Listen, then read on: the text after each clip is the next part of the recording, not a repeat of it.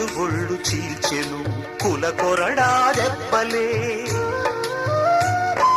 క్రీస్తు తలను గుచ్చెను మతముళ్ళ కిరీటమే.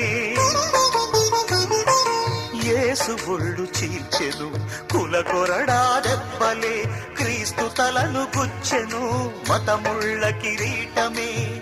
మేకుల దిగగొట్టెను పదవి వ్యామోహమే, శిలువలో వ్రేలాడదీసెను అధికారమే.